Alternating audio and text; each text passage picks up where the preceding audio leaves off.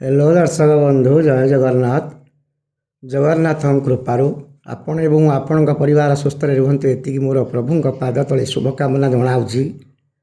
आज अप्रैल 18 तारीख शनिवार प्रतिपदा 2 घंटा 11 मिनट पर्यंत अश्विनी नक्षत्र 9 घंटा 40 मिनट पर्यंत जोगिनी पूर्वे दिवा 2 घंटा 11 गते उत्तरे आसतु जाना 12 राशि फल विषय।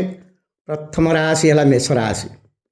मेष राशि श्रीचंद्र श्रीचंद्र जो मेष राशि आज सम्मान प्राप्ति हो। आज आपण को सम्मान जश कीर्ति लाभ मिल पार। मेष राशि आज आय उत्तम रहिबो, मन प्रफुल्ल रहिबो। सर्व क्षेत्र में आपण पूजित जेकोसी कर्म करेंगे आप प्रशंसा पाइबे। आपणकर आज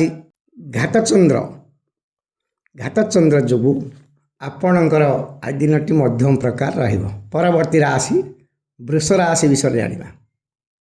वृष राशि व्यक्तिंकर आज है द्वादश चंद्र। मन मध्य टे अशांति नाना प्रकार क्लेश अनुभूति हम। मन के चिड़चिड़ा प्रकृति बाहर। सर्व क्षेत्र में आपण को सम्मान मिल न पारे। आपण आज दिन मध्यम प्रकार शुभ। परवर्ती राशि मिथुन राशि। मिथुन राशि व्यक्ति आज एकादश चंद्र जो मिथुन राशि जेकोसी दिग को यात्रा कर सक्सेसफुल मिल। आपणकर यात्रा सफल हो। धन लाभर जोग रोचे जेकोसी जिनस क्रय करेंगे से आपणकर लाभ मिथुन राशि एकादश चंद्र जो आपण दिन टी अत्यंत शुभप्रद हो। परवर्ती राशि कर्कट राशि। कर्कट राशि आज दशम चंद्र जो आपणकर सुख प्राप्ति जो रोचे। आपणकर अधिपति हेले चंद्र। चंद्रंकर दशम शुभफल प्राप्ति जो आपणकर धन लाभ मन प्रफुल्ल जेकोसी कर्म करेंगे से आपण सक्सेसफुल हेबे। परवर्ती राशि सिंह राशि। सिंह राशि विषय जाना। सिंह राशि आज नवम चंद्र। सिंह राशि आज बंधु साहाय्य मिल पारे। बंधु मानकर आज किछि हस खुशी दिन आपण को परिवर्तन करेंगे। आपण बंधु मानकर साहाय्य मिल पारे।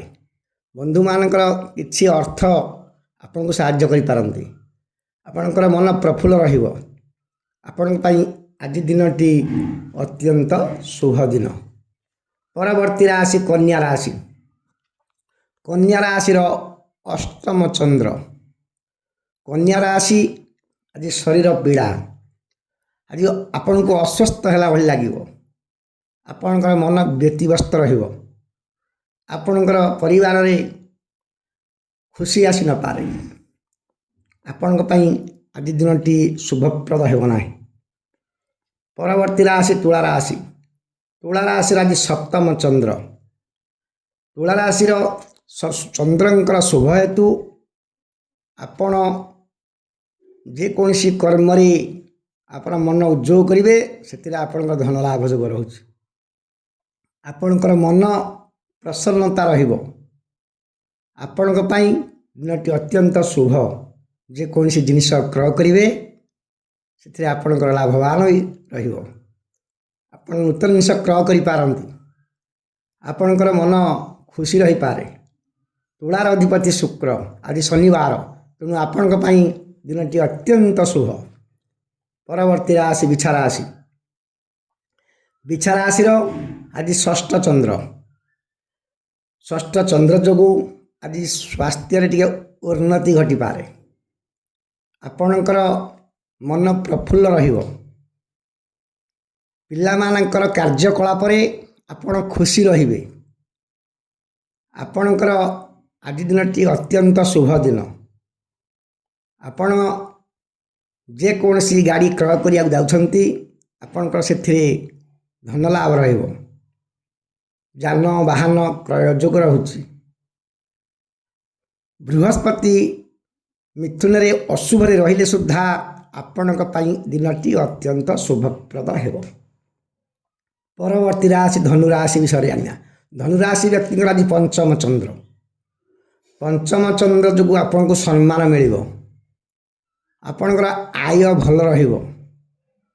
ମନ ଖୁସି ରହିବ। ପିଲାମାନଙ୍କର କାର୍ଯ୍ୟକଳାପରେ ଆପଣ ଆନନ୍ଦ ଅନୁଭବ କରିପାରିବେ। ଯେକୌଣସି ଜାଗାକୁ ଯାତ୍ରା କରିବେ ସେଥିରେ ଆପଣଙ୍କର ସମ୍ମାନ ମିଳିପାରେ। ଆପଣଙ୍କ ପାଇଁ ଦିନଟି ଅତ୍ୟନ୍ତ ଶୁଭପ୍ରଦ। ପରବର୍ତ୍ତୀ ରାଶି ମକର ରାଶି।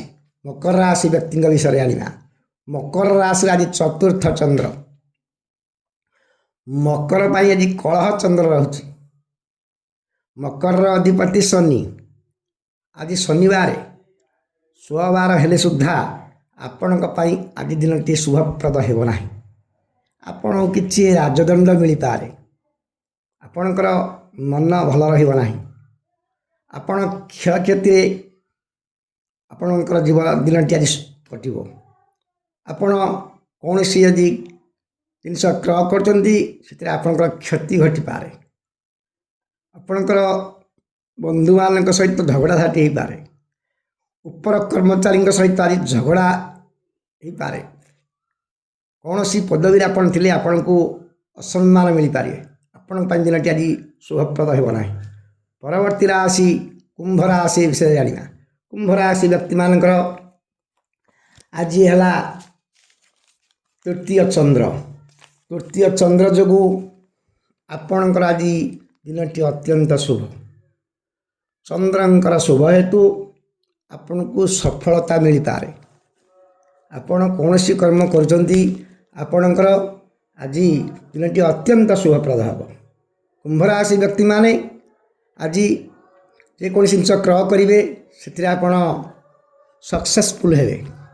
ଆପଣ ଦୂରଯାତ୍ରା ବା ତୀର୍ଥଯାତ୍ରା କୌଣସି ନୂତନ ଜାଗା ପରିଭ୍ରମଣ ଯୋଗ ରହୁଛି।